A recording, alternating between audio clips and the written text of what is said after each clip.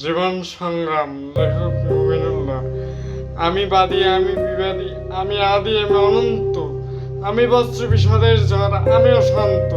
আমি সেই দিন হব শান্ত যেদিন এই জীবন সংগ্রাম করতে গিয়ে আমি হব অনক্লান্ত। আমি জানি না কোথায় আছে আমার এই জীবন সংগ্রামের শেষ সীমান্ত। শুধু জানি একদিন মরণই হবে আমার এই জীবন সংগ্রামের অন্ত। আত্মকথন, লেখক মুবিনুল্লাহ। সব ক্ষতই তো সময়ের গল্পে বিলীন হয়ে যায়, কিন্তু হৃদয়ের ক্ষত অম্লান হয়ে রয়ে যায়। বাহির হতে বোঝা যায় না হৃদয়ের ক্ষতের গভীরতা। তুমি হে বিধাতা, তুমি কেন দাওনি মনে বাইরে যাওয়ার স্বাধীনতা? পরিয়ে রেখেছো কেন মোর পায়ে দুটি সোনার শিকল? পা থাকতো কেন আমি পুতুলের মতো অচল? কষ্ট, জীবনের অনেকটা সময় কেটেছে ঘরের আধারে, দেখেছি ঘরেই বন্দি।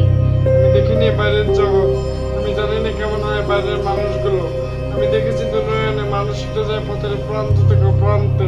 আমি যেতে পারি, এটা আমার ব্যর্থতা। তুমি আমায় কেন এমন করেছো বিধাতা?